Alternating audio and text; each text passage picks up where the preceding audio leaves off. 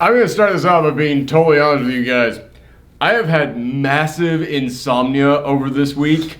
I don't know why, but over like the last 4 days, I've gotten maybe 7 hours of sleep. Like I didn't sleep at all last night, like 0 hours. So you'll have to forgive me if I have to start this review off by asking the question, did I actually just watch Shaquille O'Neal in old man makeup get into a breakdancing competition? That does sound like a dream. Like, I'm just sitting there in the movie theater by myself, just like, are you guys seeing this? And there's like a talking hippo next to me. It's like, yeah, I'm seeing it too. It's like, okay, good. We're all in this together. All right. Whew. Yeah, so hey, this is our post-Geekout reaction for Uncle Drew, because I had to review something this weekend, and it was this or Sicario, and I didn't see the first Sicario, so I was like, oh, I might be lost if I try and go into this one. Is it available on like Netflix or anything? Or who knows? But I also know my audience, and I know my audience, if given the choice, don't get me wrong, my audience, if they were given the choice, would far rather go and see Sicario over Uncle Drew. But if my audience was given the choice, which would they rather have me go and see? I know they would pick Uncle Drew. Yeah, because it looked pretty stupid. And it was.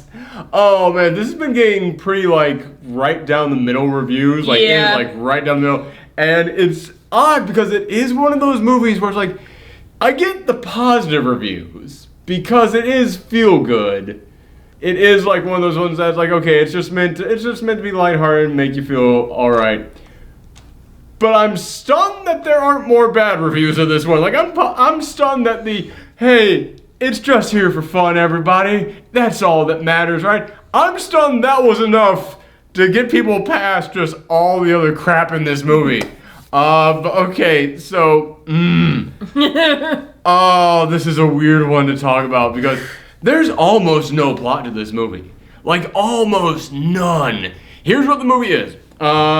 Lil Ray Howery. I don't know if that's exactly how you pronounce his last name, but he was the guy who was the best friend in Get Out. Mm-hmm. Rod was his name. He was also in, like, the opening bit in Tag that I just saw a few weeks ago, and he was honestly one of the best things in that film. This is the first time that he has actually, like, starred in something. Like, been the protagonist of something. I gotta say, the dude does have charisma. I'll give him that. Like, that is a guy who can keep a scene going. Mm-hmm. He is a guy who can make lines that wouldn't work for anyone else actually work. The dude has potential. Man, that was about all I got in this. But basically, he is entering into this, and again, man, I was so tired. I'm going to be looking up all kinds of names here. The Rucker Classics is the name of this tournament that gets held for street ball in Harlem every single year. And the grand prize is $100,000.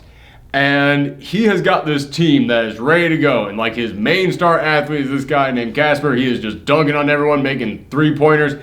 This guy is like the MVP of street ball. And in fact, he is the coach of the team. And he's going up to him at one point. And this thing opens up with him going up to him and saying, listen, you did something wrong there on that last play. You handed it off to that guy. Oh, what was wrong with that? And then he turns to the other guy and goes, hey man, can you do me a favor? Just plug your ears real quick. Oh, okay. And then he turns on. He's not good. He's a grown-ass man, and I just told him to plug his ears, and he did it. He's stupid. Don't hand him the ball. You have the ball at all times. So basically he's saying, like, everybody just pass the ball off to this guy at all times. Like, he is relying on this guy. So he's sucking up to him a lot, and he's working at Foot Locker.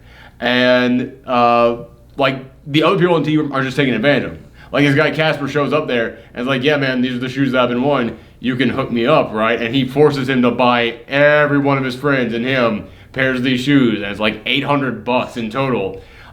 So, yeah, but he's just sitting there. It's like, nah, man, think about the money. Think about the money at the end of all this. And he's got a girlfriend who really just cares about money as well. She's just like, yeah, no, I'm here for, like, that $100,000. And you've got potential because you have the good team here. But he also has this rival from when he was a kid. When he was a kid, he loved playing basketball. But he's got this rival played by Nick Kroll, who's basically playing Nick Kroll character number 3. Nick Kroll has got like 10 different characters that he is well known for doing, and this is one of them. You can call him by a different name in this film, but nah, it's one of the guys he does his old sketch comedy show. But yeah, Nick Kroll is this guy, which I gotta say, he's kind of tapped down for a Nick Kroll character. Like, he's not super over the top. But he is still in your face, still constantly mocking him at all times. Like, yeah, remember when we were kids and I blocked that free throw of yours? Yeah, man, remember that? Remember that? I got tattooed here on my shoulder. This is the shoulder that blocked that shot of yours, man. I completely blocked it. I got tattooed here. And you know what else? And he like lifts up his shirt and he's got like all the championships he's won at the Rucker Street Ball tournament. Like all the years just tattooed going all the way down to his happy trail. And it's like, yeah, man, he's that kind of a guy. He ends up stealing his entire team away from him. So basically, all the money that he spent, the guy's name is Dax. All the money that Dax spent on this team, for nothing. They betrayed him immediately, went over this other guy. And then his girlfriend kicks him out because, hey, I was just in for the money, you gotta get out. So he has already spent the money to get a team into the Ruckers. But now he's got no team. However, this movie opened up as like a documentary with all these other basketball players, like real ones, in there talking about Uncle Drew and about how he is a legend of street ball. Everybody talks about him. Man, you never really heard those stories. So Uncle Drew is like an actual person, or No. just like so it's just like athletes pretending. Yes. Okay. Like the guy who was the model for the NBA logo. You know the NBA logo of it's blue on one side. Yeah. Right? Yeah.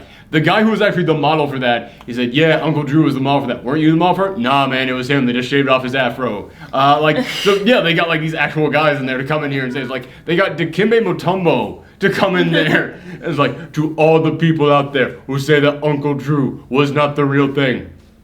Like he did the finger wag on him and everything. I was like, yeah, okay, you got these guys coming in here for this. That's kind of cool.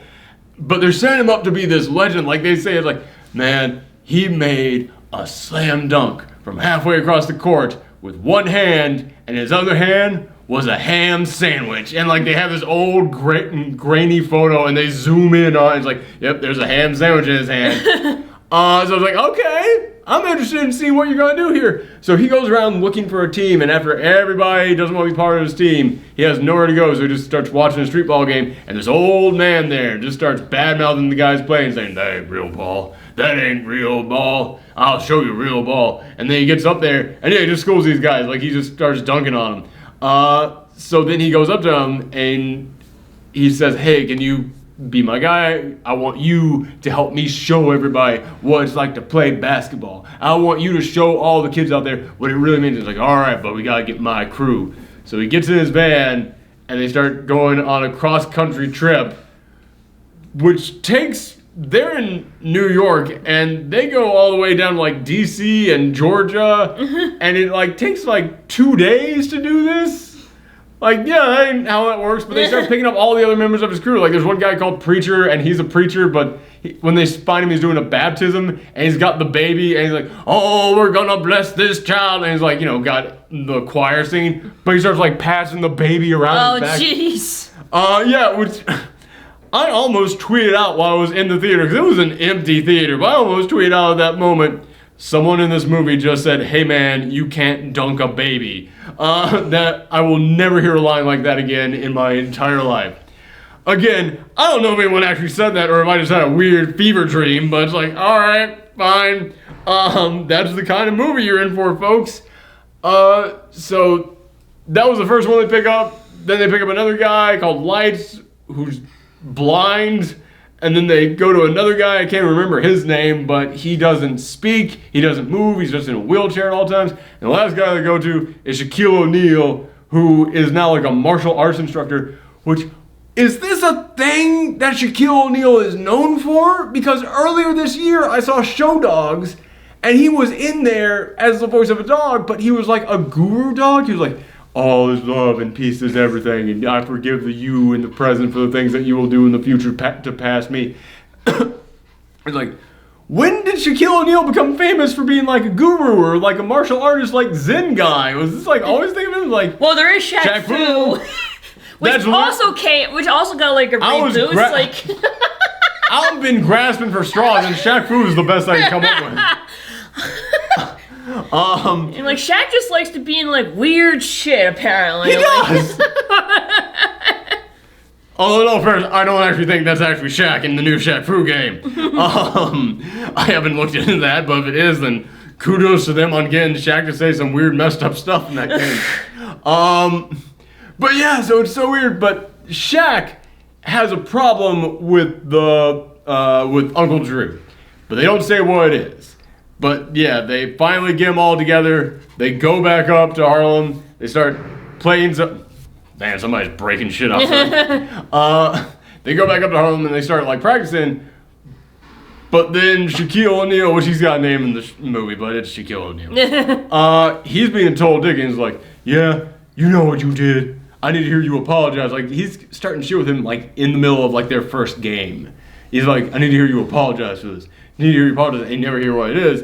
And then eventually you find out that Uncle Drew slept with his wife like before they got married. Oh. So, I mean, it's not if he slept with them after they got married. Yeah, that'd be a huge issue. But it was before he got married, but it was like he still knew that Shaq had feelings for her. And it's so weird because this movie is so goofy. But then, like, the revelation of what it is it's Shaquille O'Neal and Uncle Drew at a cemetery. And it's like, yeah, I really loved her. I loved her too, man. I was like, don't make fucking Shaq act sad. That's not in his resume.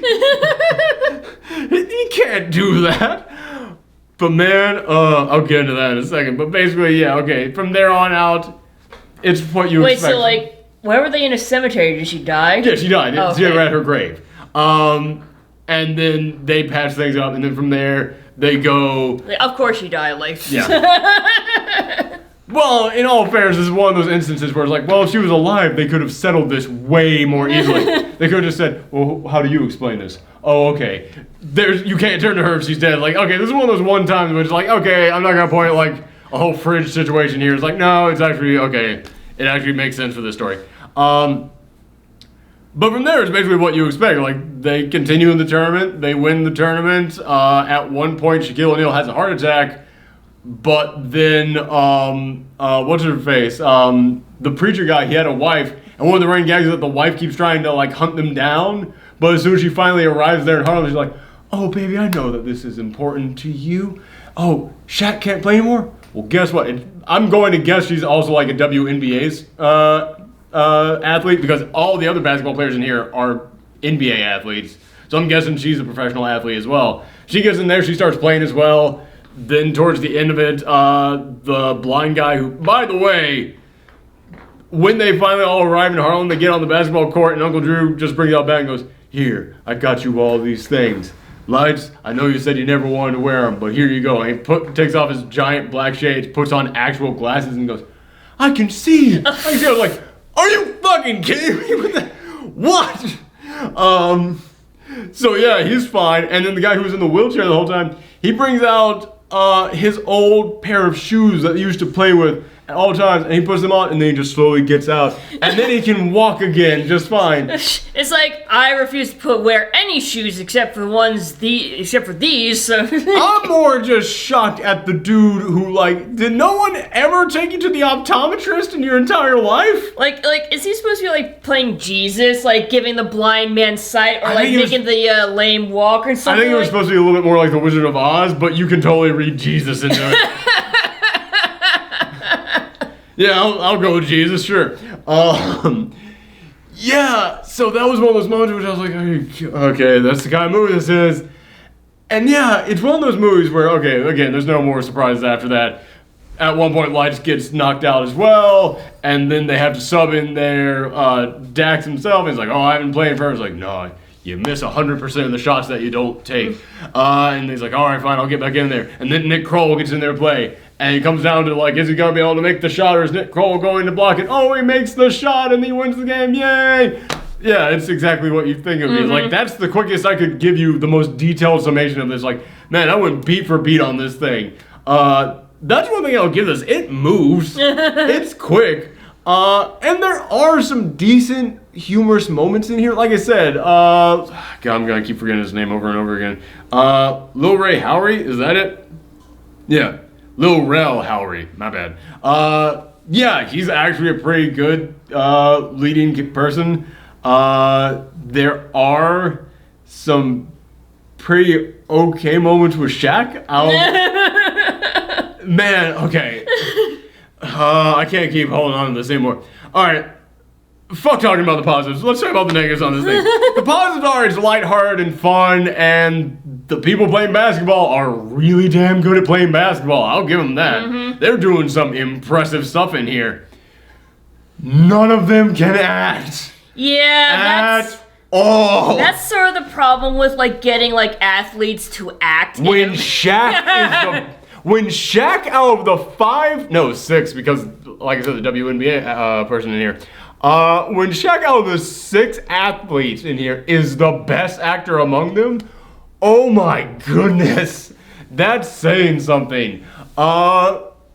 Which there is, the ending credits, there's a blooper reel going, and there's a moment in the blooper reel when Shaq goes, came a long way from Kazam, and I was like, yeah, you kind of have. Yeah.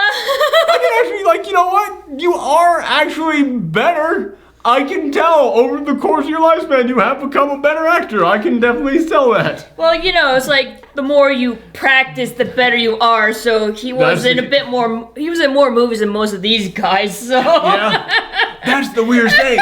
Like Shaquille O'Neal is an old dude at this point. Shaquille O'Neal is, I'm going to guess, high 50s. He's got to be, because he was in his 30s when I was a kid. Mm-hmm.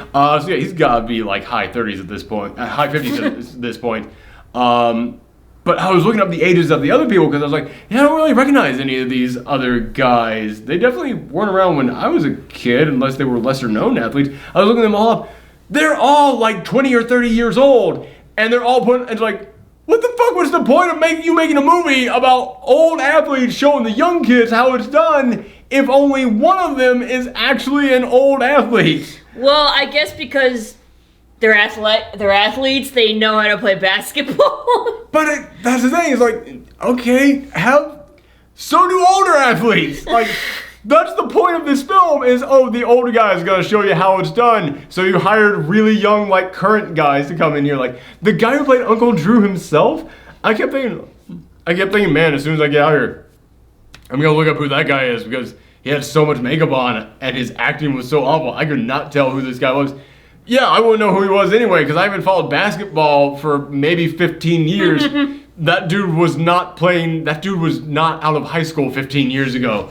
That dude was not in high school 15 years ago. Like, he is a young guy. I was like, that's the guy you picked to be the lead old guy in this film? And that's another thing about this movie. During the end credits, they also show you everybody getting in the makeup chairs for this. And they actually did the full body thing where you got like a straw you're sucking on, like full body mold thing. How on earth did it come out looking this bad? This old person makeup is so bad in this movie. It's awful. And while I was watching, I was like, yeah, they went to the Halloween store, grabbed some stuff, put the little old man, because there are moments where you see the blotches of like where the makeup stops on them. It's like, we're like, okay, this is clearly real skin, this is clearly fake skin, like that kind of thing.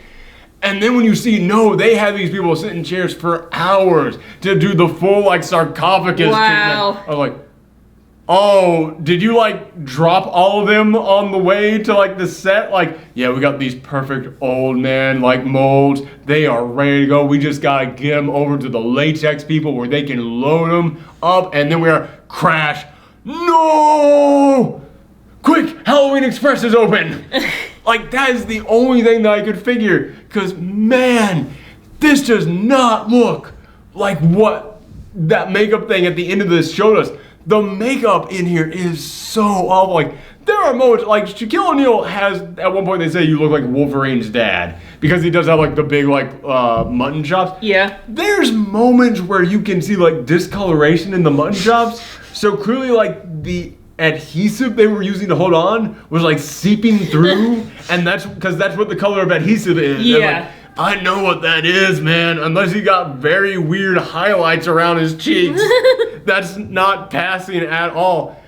Yeah, the makeup in here is just so bad, and it was supposed to be like the point of this movie. So basically, they went through all the trouble of doing all that professional makeup just to make it look bad on purpose? No.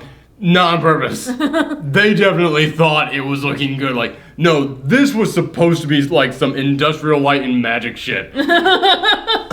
No, they thought it looked great. It's like, no, it didn't at all. Like, the WNBA player, she's supposed to look old like the rest of them. She just has a white wig on.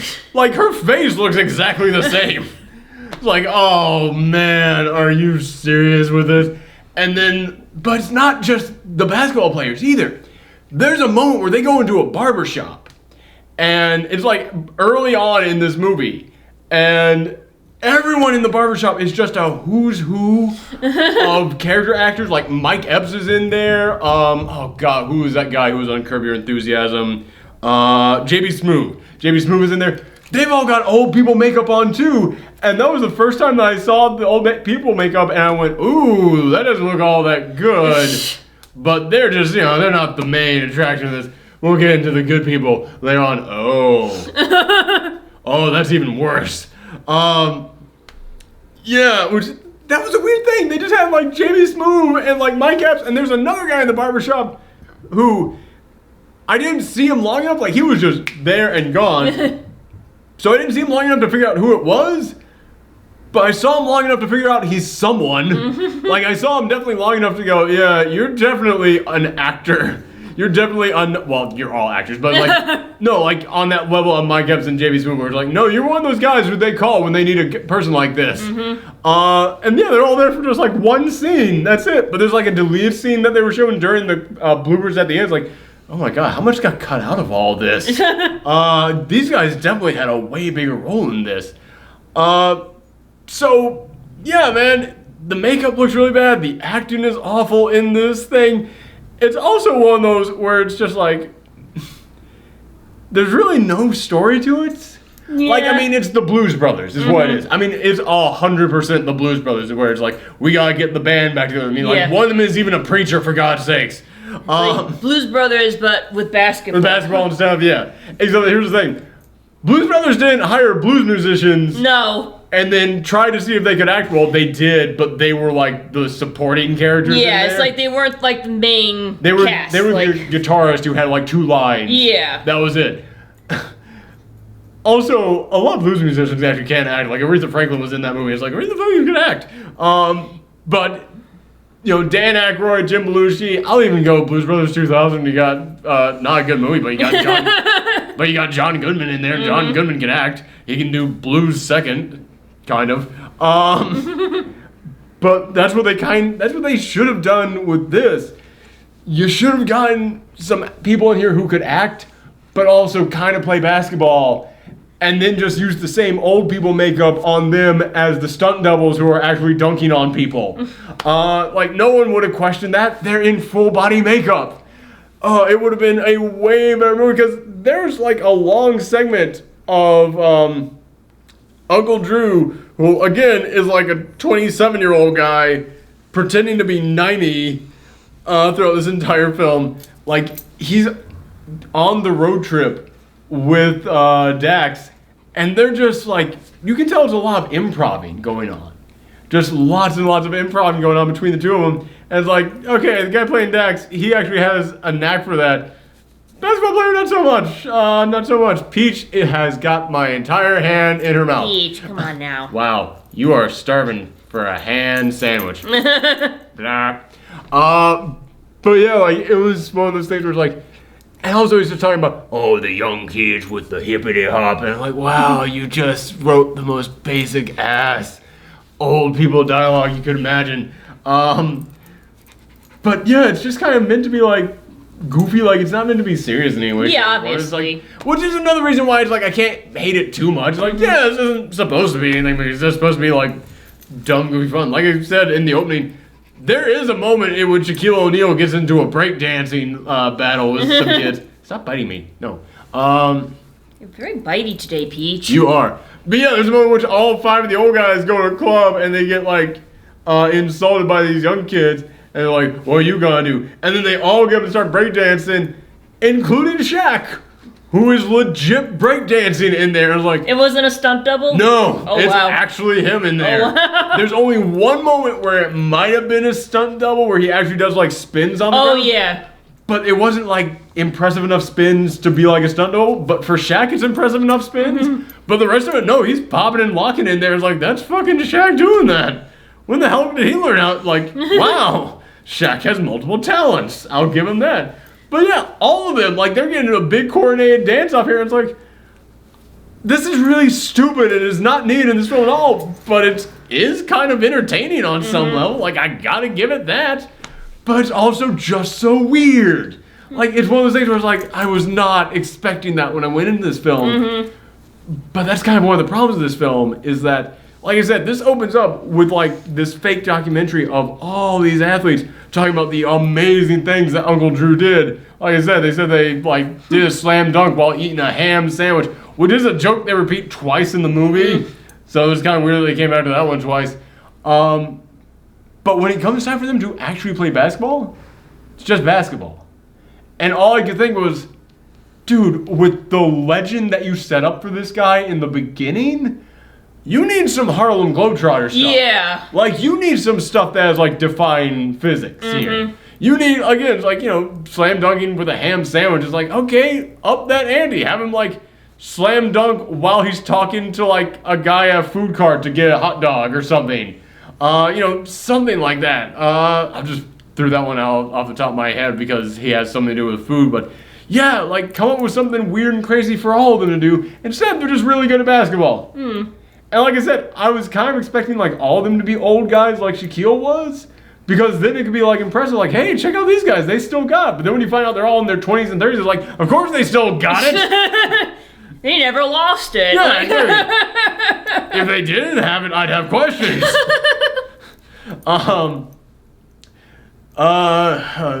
But there is like another big problem I have with this film. So there's really like no point to what they do in here. Because, like I said, the reason why Dax is able to convince Uncle Drew to come on board and do this is because he's like, yeah, man, you want to show the kids how it's done? You don't like how the kids play basketball these days?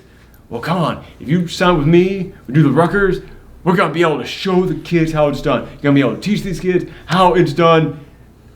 That never you never hear him talk about like what is and is not basketball. Like you never hear him talk about what his problem is with the way that the kids play basketball these days. You never hear him come in here and go, now that's what basketball really is. Like no, they just play basketball. It's like, man, there's like a good like message in there, but also a good opportunity for humor. Yeah. And you just completely left both of them just sitting there on the curb and drove away. They dropped the ball on that one.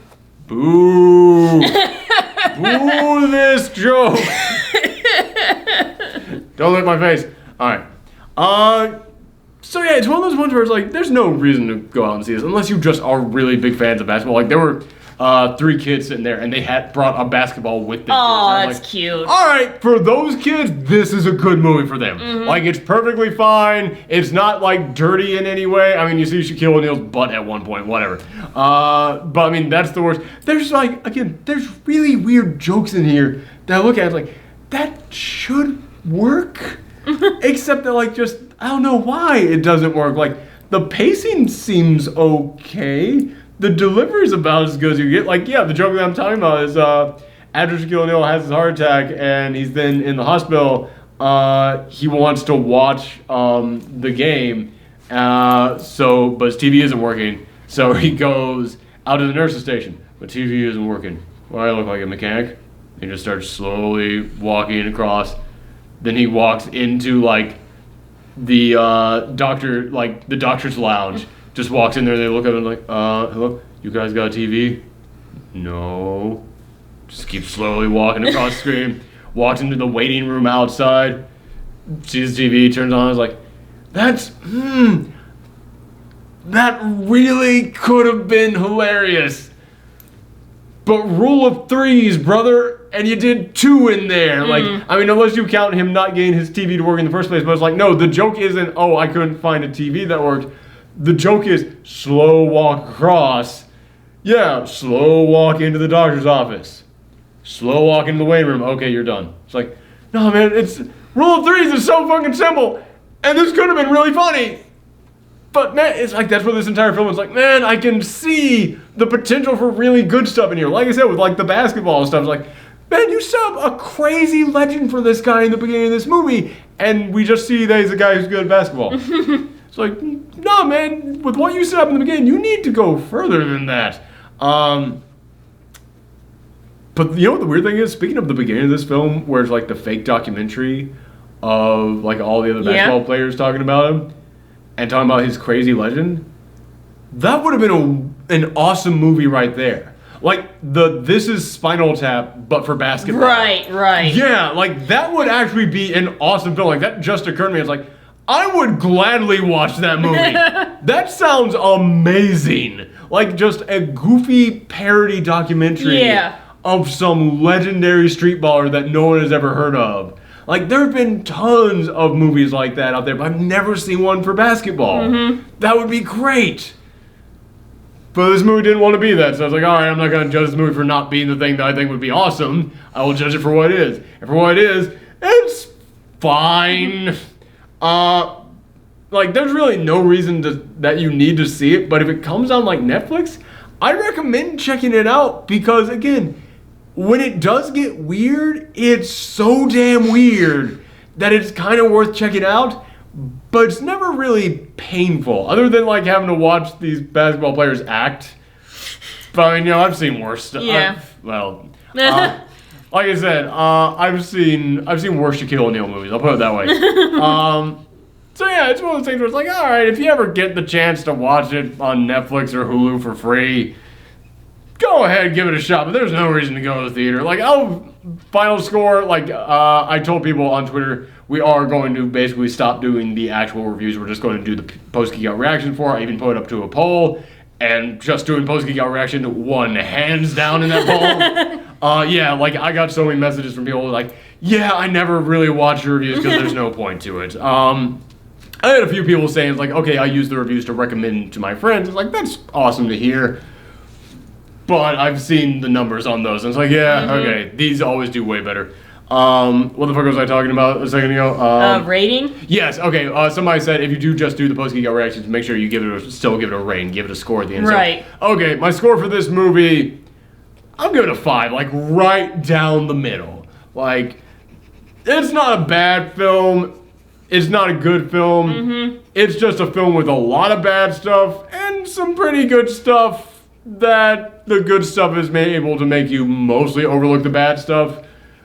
And the bad stuff in here that you can't overlook because of the good stuff, you're still okay with it because of how bizarre it is.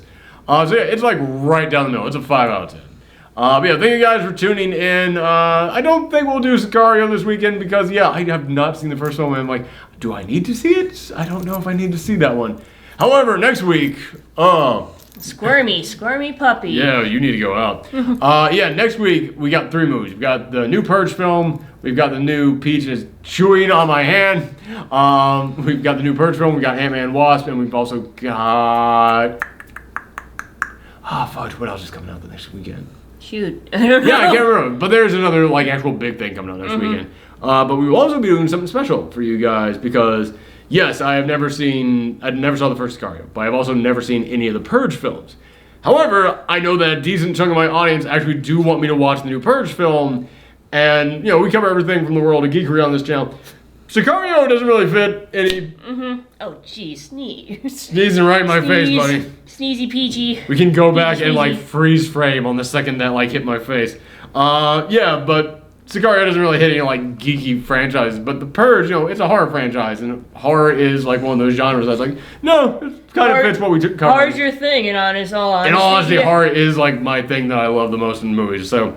yeah, we are actually going to watch all the other Purge films, and I'm going to do one post-Geekout reaction covering all of them. So yeah, you'll have that to look forward to next weekend as well. Hey, Peach. Are you finally done? Did you get all your energy sneezed out? All right, when we're finished with the review. All right, she's like blending into my shirt. She is. All right, bye everyone. Bye.